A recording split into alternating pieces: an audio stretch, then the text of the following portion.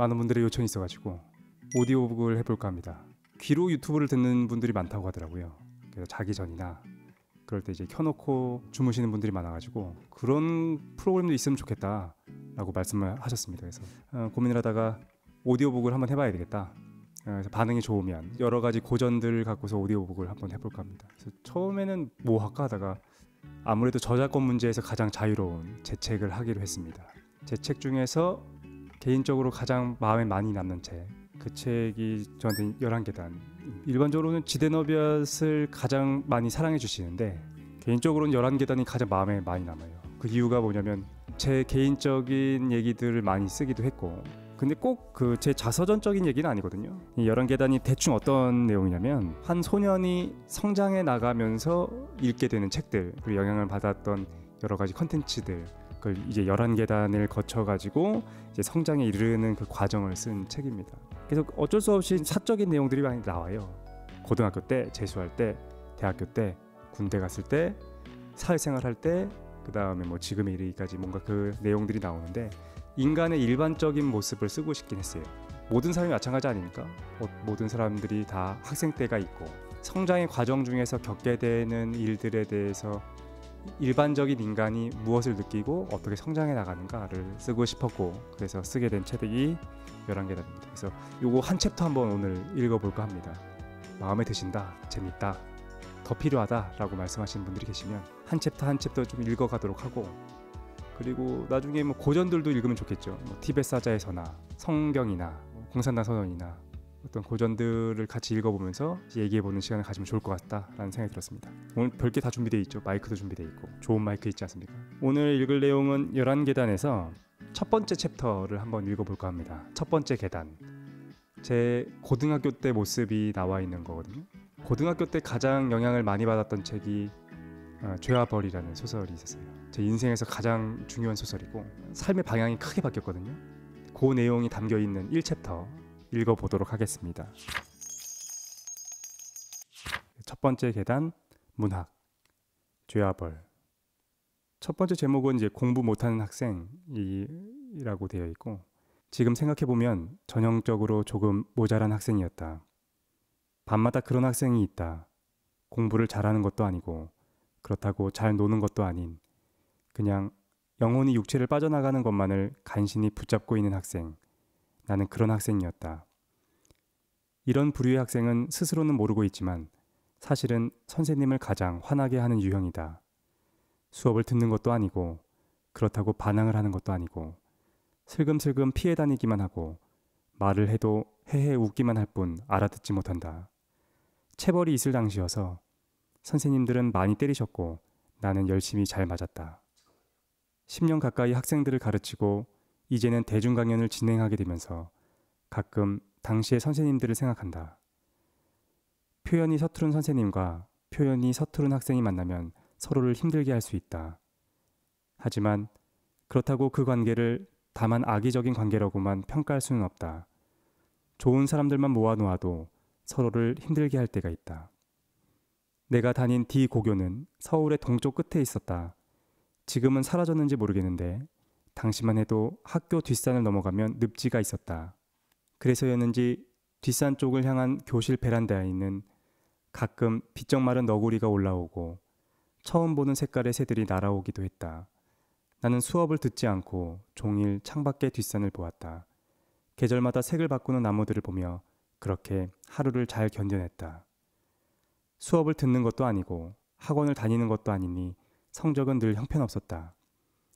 2학년이 되어서는 매우 심각했는데 50명을 조금 넘는 반 인원 중 40등 내외였다. 성적이 개선되지 않는 데는 두 가지 이유가 있었다. 첫 번째는 학생 스스로의 문제다. 생각해보면 지금까지의 모든 시험과 평가에서 이 정도의 비슷한 성적을 냈던 것이다. 꾸준한 학생이었던 까닭에 위기감이 없었다. 두 번째는 부모의 문제다. 다행인지 불행인지 부모님이 성적에 관심이 없었다. 아버지의 사업 실패 이후 어머니도 일을 하셨는데 경제적인 각박함이 아이의 성적에 관심을 기울일 여유를 허락하지 않았다. 나는 학교에 자유롭게 방치되어 창밖으로 흘러가는 계절과 함께 별다른 걱정 없이 천천히 성장해갔다. 두 번째는 이제 수학 시험에 대한 내용인데, 성적에 관해서는 이런 일이 있었다. 2학년 2학기 중간고사 때의 일이다. 수학 시험 시간, 시험지를 받았는데 도저히 손을 댈 수가 없었다. 공부를 하지 않았으니 당연한 일이었다. 주저하다가 OMR 카드에 번호를 찍기 시작했다. 뭐 어쩔 수 없지 않은가. 긍정적인 학생이었다. 시험이 끝났다. 당시에는 시험이 끝나면 반장이 칠판에 정답을 적었다. 아이들은 반장이 써내려가는 번호에 따라 환호와 탄식을 반복했다. 나는 그 무리에 끼고 싶었으나 불가능한 일이었다. 무리에 낄 수 없다는 것을 스스로 아는 나와 같은 처지의 학생들은 보통 가방을 맨 채로 엉성하게 교실 뒤쪽을 서성인다. 정답을 맞춰보면 뭐하나 하는 마음에 교실을 나서려다가 혹시나 하는 마음이 생겼다. 모든 정답을 맞춰볼 필요는 없고 칠판에 적혀있는 첫 문제의 정답과 마지막 문제의 정답만을 빠르게 확인했다. 그리고 손에 들려있는 내 시험지의 첫 문제와 마지막 문제를 봤다. 두 문제 다 맞췄다. 기분이 좋아졌다. 이번 수학 시험은 대박인가 보다. 그리고 결국 나의 수학 시험은 첫 문제와 마지막 문제만을 맞춰 10점이 되었다. 다른 성적도 크게 다를 건 없었는데 수학을 기준으로 하면 전교 문과생 290명 중 280등 정도 했던 것 같다. 그나마 위안이었던 것은 내 뒤로 0점과 5점을 받은 9명이 더 있다는 것이었다. 어른이 된 지금까지도 만나고 있는 내 친구 G가 나에게 충고했다. 야, 너는 그래서 안 되는 거야. 시험은 확률의 문제다. 그렇게 아무 번호나 찍으면 안 되고 한 번호로 쭉 찍어야 한다. 좋은 친구다. 그럴싸하다고 생각했다.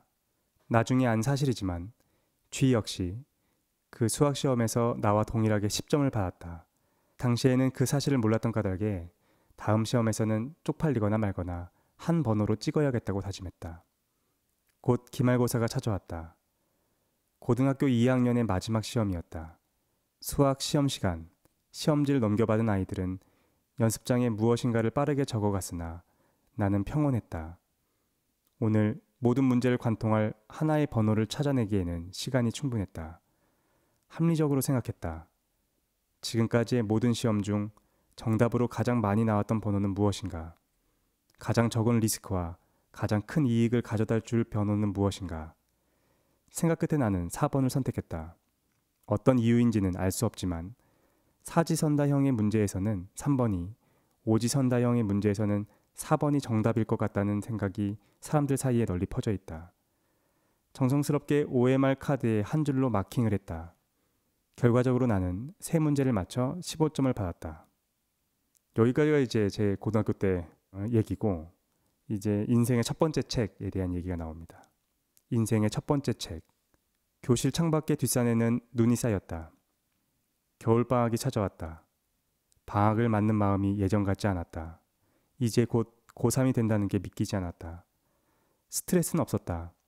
대학을 가고 싶은 마음이 없었던 건 아니지만 경주의 트랙에서 벗어나 있었으니 별다른 걱정이 없었다. 현명한 친구들은 어른스러워졌다. 친구들과 몰려다니는 걸 멈추고 학원과 독서실로 향했다. 같이 놀 친구가 없었던 나는 겨울방학 내내 방 안에서 누워서 보냈다. 부모님이 일을 나가시면 온전히 내 시간이었다. 잠을 자거나 TV를 봤다. 그렇게 종일 누워있는 가운데 문득 생각이 들었다. 태어나서 지금까지 책을 한 번도 읽어보지 않았다는 생각이었다. 당시 나는 학교 특별활동으로 문예반에 소속되어 있었다. 도대체 내가 왜 문예반이었는지 알 수 없지만 어쨌거나 밑도 끝도 없이 스스로를 문학소년이라고 생각하고 있었던 것 같다. 문제는 지금까지 소설책은 고사하고 그 어떤 책도 끝까지 읽어본 적이 없었다는 것이다. 그래도 문예반인데 이번 방학에는 책을 한 권 읽어봐야겠다는 목표가 생겼다. 자리에서 일어나 집에 꽂혀있는 책들의 제목을 살펴봤다. 태어나서 처음으로 읽는 책이니까 무엇인가 대단한 책을 읽어야 한다. 누나의 책장 앞에 앉아서 멋져 보일 만한 책이 없나 뒤적였다. 그리고 놀라운 두께와 놀라운 제목의 책을 발견했다. 죄와 벌. 게다가 작가의 이름이 대단해 보였다. 도스토예프스키. 내 삶의 첫 책이 되기에 충분히 묵직한 책이라고 생각했다. 겨울방학의 절반 가까이를 죄와 벌을 끼고 살았다. 처음에는 몇 장을 넘기기가 힘들었다. 등장인물들의 이름이 복잡하고 무슨 상황인지도 파악할 수 없었다. 긴 문장에 익숙하지 않았던 까닭에 집중이 되지 않았다. 금세 졸렸다. 졸리면 잤다. 자다 깨면 읽었다. 그리고 결국 보름을 넘겨 다 읽었다. 죄와 벌의 마지막 페이지를 덮었을 때는 많은 것이 달라져 있었다. 나의 무기력한 일상은 산산조각 났다. 무한의 시간이 천천히 흐르는 칠흑 같은 내 영혼의 골방엔 깊은 균열이 생겼다. 빛이 새어 들어왔다. 나는 무엇인가 잘못 건드렸다는 걸 강하게 느꼈다. 이후에는 이제 죄와 벌에 대한 내용이 나옵니다. 읽어보셨나 잘 모르겠는데 제가 요약해 드릴게요. 죄와 벌. 당신이 이 책을 읽었는지 모르겠다. 읽었다면 내용을 상기하기 위해, 읽지 않았다면 내용의 이해를 돕기 위해 간단하게 줄거리를 정리해보자. 죄와 벌의 내용은 다음과 같다. 19세기 중엽, 러시아의 상트페테르부르크가 배경이다. 당시 이곳은 1917년의 러시아 혁명을 앞두고 사회적으로 불안한 상황이었다. 가난과 도덕적 타락이 만연했고 도심에는 빈민굴이 형성되어 있었다. 이야기는 상트페테르부르크의 셋나야 광장을 중심으로 펼쳐진다. 주인공인 라스콜리니코프는 23살 대학생이다. 법학을 전공했으나 현재는 휴학 중이다. 애칭으로 로자라고 줄여 부르기도 하는데 우리도 그렇게 부르기로 하자. 로자는 창백한 피부에 황갈색 머리카락 그리고 짙은 색의 아름다운 눈을 가졌다. 외모는 준수한 편인데 문제는 행색이다. 가난 때문에 누더기 같은 옷을 입고 찌그러진 모자를 쓰고 있다. 그리고 며칠을 굶고 열병을 앓는 가운데 자기만의 생각이 빠져서 현재는 거의 신경쇠약 상태다. 그는 우연히 술집에 들렀다가 두 사람의 대화를 엿듣게 되었다. 그들의 대화는 근처에 살고 있는 전당포 노파에 대한 이야기였다. 노파 알료나 이바노브나는 가난한 사람들이 맡긴 담보물을 가차없이 빼앗고 그들을 대상으로 고리대금업을 해서 부를 쌓은 전형적인 악인이었다. 그런데 죽을 때가 가까워오자 자신의 사후 명복을 위해 모든 재산을 어느 수도원에 기부하기로 한 것이다. 두 사람은 다음과 같은 대화를 나눈다. A가 이렇게 얘기하죠. A. 야, 진지하게 하나 물어보자. 한쪽에는 못되고 병든 하찮은 노파가 하나 있어. 모두에게 해만 끼치는 존재일 뿐만 아니라 내일 죽는다고 해도 전혀 이상하지 않은 노파지. 다른 한쪽에는 도움받지 못해 죽어가는 무수히 많은 젊은 사람이 있어. 노파를 죽이고 그 돈을 빼앗아서 무수히 많은 가난한 사람을 도울 수 있다면 어떻게 해야 할까? 그때 B가 답합니다. 너는 어떻게 할 건데? 그래서 네 손으로 노파를 죽일 거야? A가 말하죠. 나는 당연히 아니지. 이 일은 나와는 아무 상관도 없으니까. 이 이야기를 들은 로자는 고민에 빠진다. 그리고 영웅에 대해 생각한다. 영웅이라면 어떻게 행동할까? 로자는 세상에 두 종류의 사람이 존재한다고 생각한다. 하나는 평범한 사람이고 다른 하나는 비범한 사람, 즉 영웅이다. 두 사람의 차이는 분명하다. 궁극적인 선을 위해 소수를 희생시킬 수 있는지의 여부다. 평범한 사람은 그러한 희생 앞에서 주저하고 그것을 넘어설 수 없지만 영웅은 희생을 넘어서 궁극적인 선을 추구한다. 그렇다면 자신은 어떤 사람일까? 고민 끝에 로자는 자신이 영웅이라고 생각한다. 그리고 인간적인 두려움을 넘어서기 위해 실천하기로 한다. 그는 두 가지를 준비한다. 담보물과 도끼.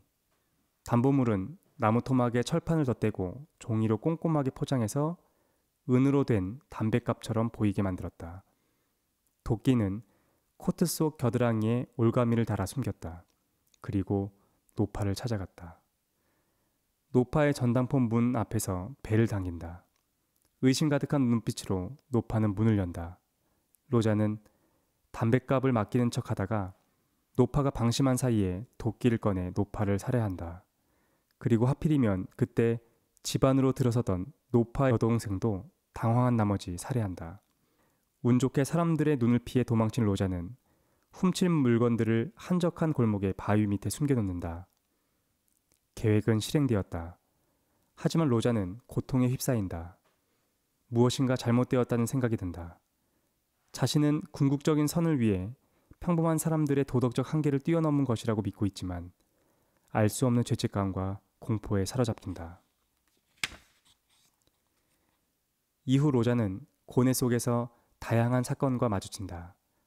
다시 만나게 된 가족, 여동생의 약혼자, 수사망을 좁혀오는 경찰들. 그 중에서 가장 중요한 사건은 아름다운 여인 소냐와의 만남이다. 소냐는 몸을 파는 여인이었다. 창백할 정도로 하얀 얼굴에 금발을 가졌고 왜소하고 온순했다. 소냐가 몸을 팔게 된 이유는 그녀의 가족 때문이었다. 알코올 중독자인 아버지, 과대망상증에 폐병을 앓고 있는 의붓어머니, 가난과 배고픔에 찌들어 우는 의붓동생들. 이들이 유일하게 의지하는 건 어린 소냐가 벌어오는 돈이었다. 소냐 아버지의 죽음을 계기로 로자는 소냐를 만난다. 마차 사고로 죽은 그녀의 아버지를 집에 데려다 주었다가 그 허름하고 지저분한 쇳방으로 아버지를 보러 달려온 소냐를 만나게 된 것이다. 그 후 로자는 처음으로 삶에 대해 생각한다. 그리고 소냐를 찾아간다. 소냐와의 만남을 통해 로자는 무엇이 잘못되었는지를 깨닫는다. 세상을 구하는 방법에서 로자와 소냐는 정반대의 길을 걸어가고 있었던 것이다. 로자는 다수의 선을 위해서는 소수의 희생도 감수할 수 있다고 생각했던 반면 소냐는 자신을 희생함으로써 다수의 선을 실현했던 것이다. 로자는 소냐에게 자신의 죄를 밝히고 용서를 구한다. 소냐는 속죄를 위한 방법으로 교차로에 서서 자신이 더럽힌 대지에 입을 맞출 것과 사람들에게 큰 소리로 자신의 범죄를 밝힐 것을 요구한다. 며칠의 고민 끝에 로자는 경찰서로 가서 죄를 고한다. 8년형을 선고받은 로자는 시베리아 유형길에 오른다. 그 뒤를 소냐가 따른다. 유형 기간 동안 소냐는 로자를 돌보고 로자는 성경을 읽는다. 어느 이른 아침 강제 노역장의 한쪽 한적한 숲속에서 파랗게 밝아오는 하늘을 배경으로 로자와 소냐는 손을 잡고 나란히 앉는다. 여기까지가 죄와벌의 줄거리이고 다시 이제 저희 고등학교 때로 돌아오게 됩니다. 공부의 시작. 그렇게 나는 죄와벌의 마지막 장을 덮었다. 창밖으로는 천천히 눈이 내리고 있었지만 나의 내면의 평화는 이미 깨어졌다. 단조롭고 지루하던 일상은 무너져 내렸다. 나는 태어나서 처음으로 삶에 대해 생각했다. 인간은 자신의 삶을 바꿀 수 있는 존재임을, 그리고 이를 위해서는 결연한 의지와 실천이 따라야 함을 깨달았다. 로자의 행위가 옳았는지 옳지 않았는지는 당시 나에게 중요하지 않았다. 단지 그의 의지와 실천이라는 나에게 없는 낯선 무언가에 나는 강하게 이끌렸다. 국문학과에 진학해야겠다고 다짐했다. 왜냐하면 문학을 해야만 하니까. 당시에 나는 문학 공부는 국문학과에서만 하는 줄 알았다. 어쨌거나 나에게는 문학을 공부해야 하는 강력한 의지가 자라났다. 문학만이 삶이 무엇인지 알려줄 수 있다. 그때까지 나에게 삶이 무엇인지 말해주는 사람은 아무도 없었다. 부모님도 선생님도. 어른들은 나를 혼내고 야단치는 존재일 뿐 삶이 무엇인지, 어떤 삶이 가능한지 알려주지 않았다. 하지만 문학은 달랐다. 삶이 무엇인지 가르쳐 주었다. 국문과에 가지 않으면 나의 삶이 망가질 거라고 생각했다. 그렇게 되면 내 영혼은 구원받을 수 없을 것이다. 어린 나는 그렇게 믿었다. 대입시험을 준비했다. 동시에 세계문학을 읽어갔다. 전쟁과 평화, 이방인, 폭풍의 언덕, 데미안, 호밀바테 파수꾼, 셰익스피어의 사대비극 등 삶이 무엇인지 이해하기 위해 나는 문학의 숲을 헤매었다. 성적은 빠르게 좋아졌다. 폭풍 같은 겨울방학을 보내고 고3의 새학기가 시작되었다. 첫 번째 중간고사 수학시험에서 나는 85점을 받았다. 친구 G가 동업을 의뢰해왔다. 책을 내자는 것이었다. 당시 책 제목도 정했다. 수학 일주일만 하면 최 사장만큼 한다 였다. 어른이 되어 오랜 기간 수험생들을 가르치면서 공부를 못하는 학생들을 보면 항상 마음이 쓰였다. 그들이 왜 공부를 하지 않는지 조금은 이해할 수 있었기 때문이다. 멍청하고 공부 못하는 학생은 없다. 다만 학생을 멍청하고 공부 못하는 존재로 평가하는 어른들의 시선만이 존재할 뿐이다. 학생들이 공부를 하지 않는 이유는 반대로 그들이 너무나 성숙했기 때문이다. 성숙한 영혼이 받아들이기에 정규 교육의 단조로움은 너무나도 하찮다. 학생들은 똑똑하다. 그들이 정말 알고 싶은 것은 진리의 문제, 사회 정의의 문제, 존재의 문제다. 나는 누구이고 어디서 왔으며 어디로 가는가? 나의 존재 이유는 무엇인가? 그들이 진정으로 알고 싶고 말하고 싶은 것은 놀랍도록 심오하다. 반면에 현행 교과는 그들이 바보가 되기를 원한다. 단순 암기와 기계적인 문제 해결 능력만을 강조한다. 고등학교 2학년이 넘어가면 학생들은 질문을 멈춘다. 그들은 실제 교과의 내용보다는 질문하면 안 된다는 사실을 어른들에게서 더 많이 배운다.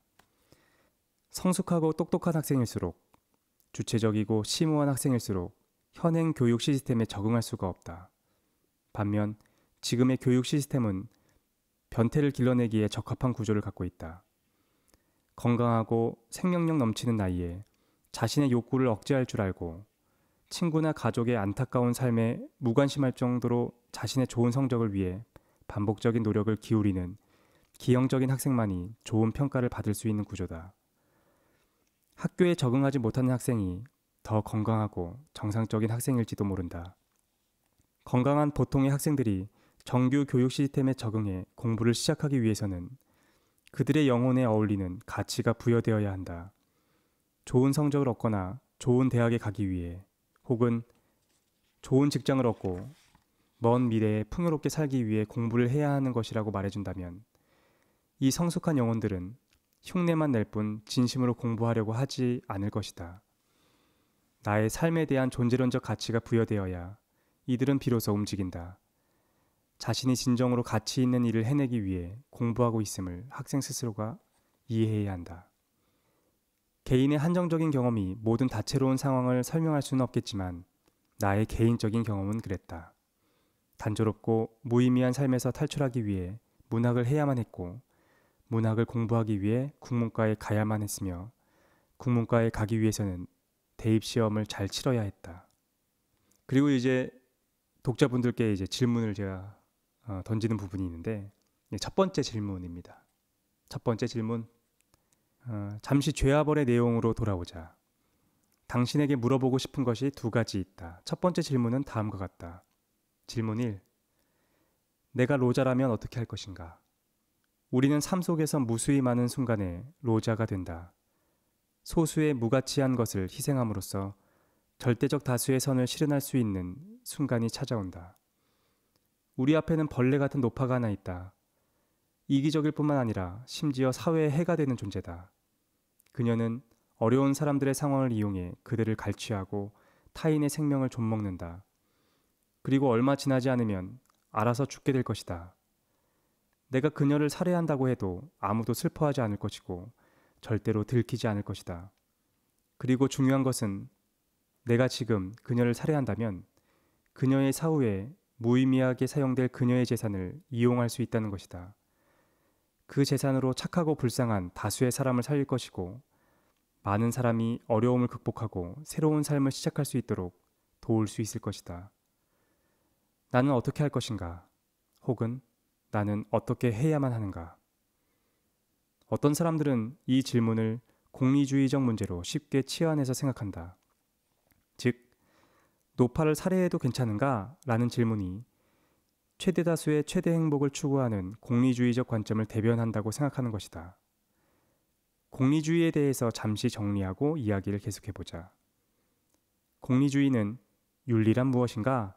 라는 물음에 대한 거대한 두 답변 중 하나다. 윤리에 대해서는 두 가지 관점이 있다. 첫 번째 관점은 변하지 않는 도덕적 법칙이 존재한다는 관점이다. 이것을 의무론적 윤리관이라고 한다. 세상에는 윤리적 의무가 확실하게 존재하고 우리 모두는 그러한 윤리적 의무를 지켜나가야 한다는 관점이다. 우리는 상식적으로 윤리적 의무를 알고 있다. 예를 들어 사람을 죽이지 말라, 거짓말하지 말라, 노인과 약자를 도와야 한다 등의 의무가 그것이다. 의무론에 따르면 이러한 의무는 절대적인 것으로 반드시 지켜져야만 한다. 두 번째 관점은 의무론을 거부하며 등장했다. 세상에 변하지 않는 도덕적 법칙은 존재하지 않는다는 관점이다. 이것을 목적론적 윤리관이라고 한다. 고정불변의 절대적 도덕 법칙 같은 건 없다. 시대와 지역에 따라 도덕은 바뀌어가고 개인마다 갖고 있는 옳고 그름의 판단 기준도 모두 다르다.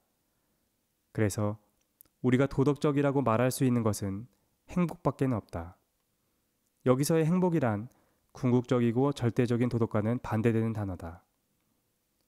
목적론에서의 행복은 이익과 동의어라고 할 수 있다. 사회와 개인마다 중요시하는 행복과 이익의 기준은 매우 다르다. 정리하면 윤리에는 두 가지 관점이 있다. 의무론과 목적론. 공리주의는 목적론적 윤리관의 구체적인 모습이다. 윤리란 무엇인가? 누군가가 묻는다면 공리주의자들은 다음과 같이 대답할 것이다. 고정불변의 윤리법칙이나 도덕률 같은 건 없어. 윤리적인 것은 그때마다 구성원들의 최대 이익을 보장해 주는 거야. 그 이상도 그 이하도 아니지. 공리주의적 윤리관은 한국인에게 매우 친숙하다. 산업화와 자본주의를 빠르게 거치면서 우리는 사회의 효율과 이익을 중시하는 데 익숙해졌다. 우리 사회에서 옳음이란 무엇인가? 그것은 사회를 성장시키고 전체의 부를 증진시키는 것이다. 무수히 많은 다른 가치가 있는 걸 부정하는 것은 아니지만 어쨌거나 사회적 합의가 필요할 때 우리가 그 기준으로 가장 타당하게 여기는 것은 공리주의적 해결책이다. 공리주의가 친숙한 한국인은 로자의 고민도 쉽게 공리주의로 환원한다. 노파를 살해할 것인가의 문제가 단순히 다수의 이익을 위해 소수를 희생하는 것이 타당한가? 라는 공리주의적 논쟁이라고 생각하는 것이다. 그렇다면 대답은 명쾌해진다. 공리주의를 타당하다고 믿는 사람은 노파를 살해하는 것이 가능하다고 판단하고 공리주의를 부당하다고 믿는 사람은 노파를 살해해서는 안 된다고 판단하는 것이다. 하지만 문제는 그렇게 단순하지 않다. 로자는 공리주의적 관점에서 노파의 살해를 고민하는 것이 아니다. 로자는 노파 살해를 의무와 권리라고 생각한다. 즉, 그런 사람이 있다는 것이다.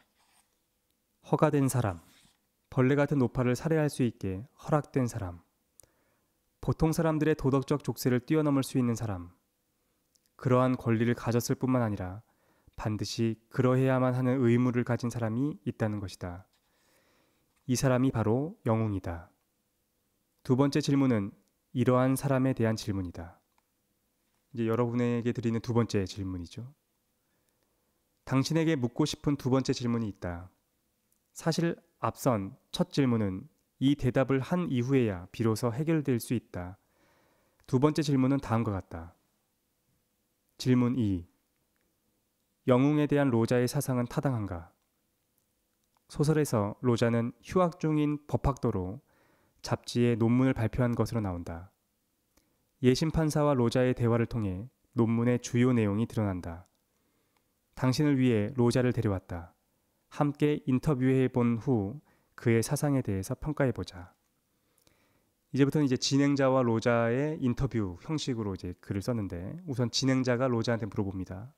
사실은 여러분들에게 물어보는 거죠. 진행자. 바쁘신 와중에 이렇게 인터뷰에 응해주셔서 감사드립니다. 논문에서는 사람을 두 종류로 구분하셨습니다. 평범한 사람과 비범한 사람이 그들이죠. 우선 평범한 사람의 특징은 그들에게 법률을 뛰어넘을 권리가 없다는 것입니다. 그들은 순종하며 살아야 하죠.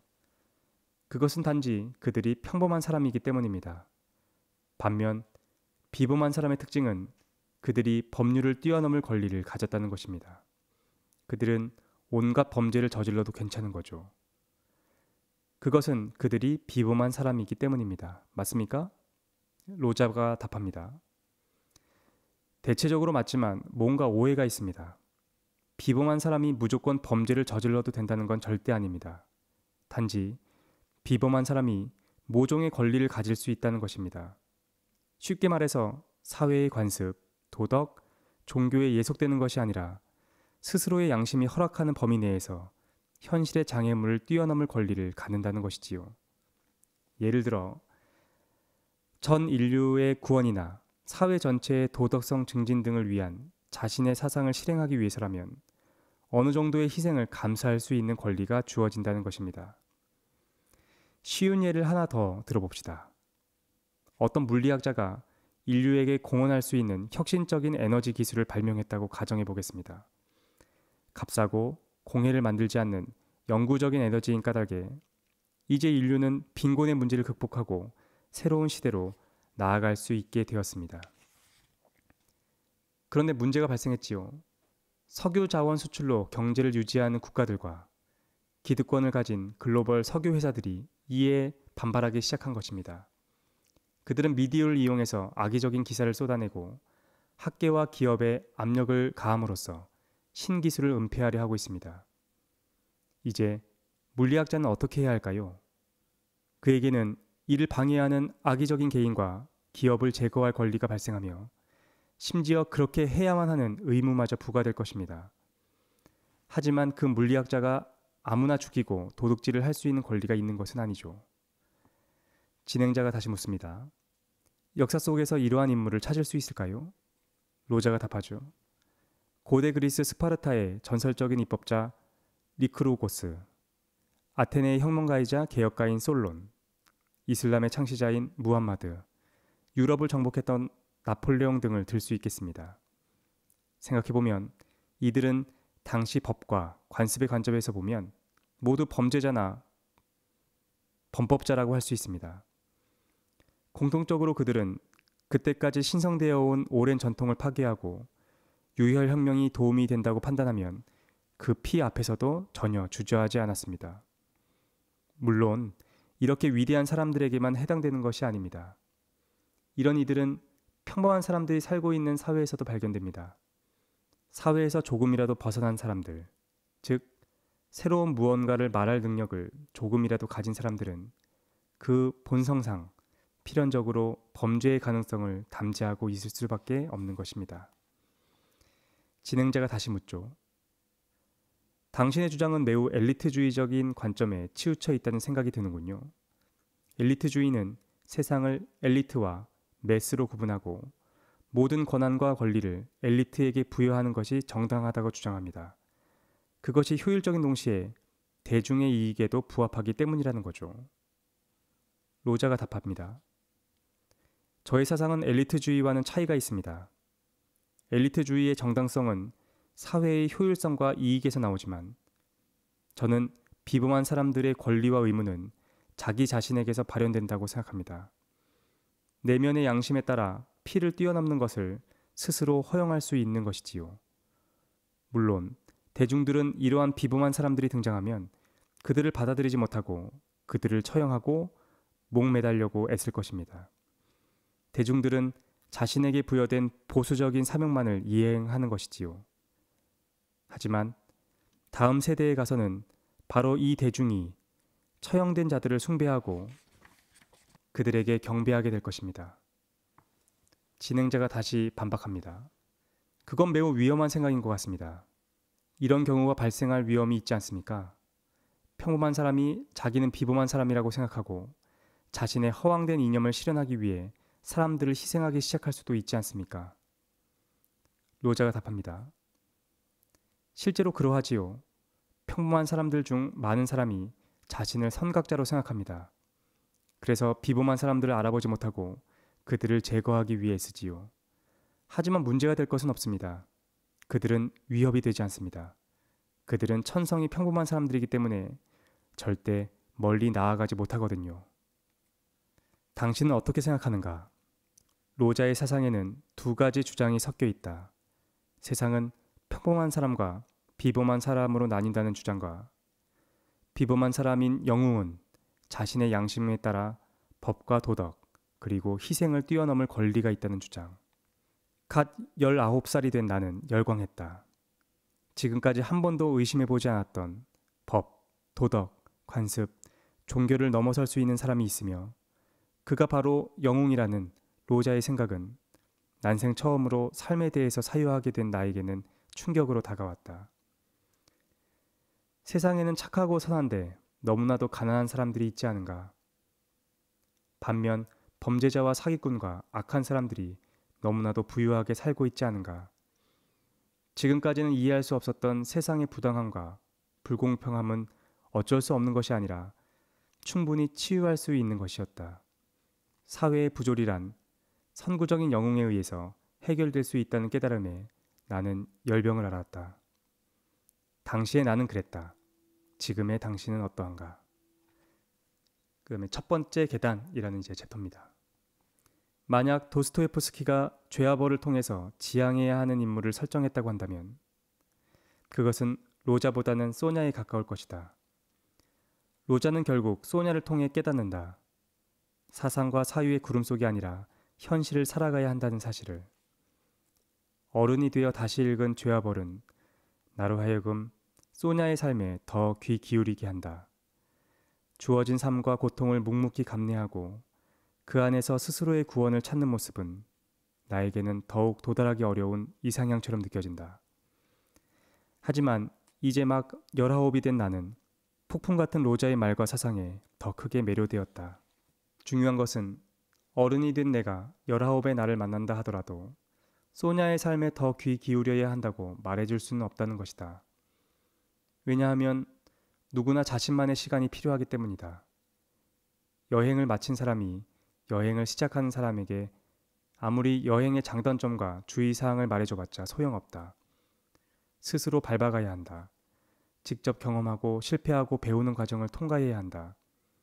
그래야만 여행을 시작하는 사람은 여행이 끝날 무렵에 자신이 처음 들었던 이야기들이 무엇을 의미했는지 이해하게 된다. 그래서 이 책의 제목이 11계단이다.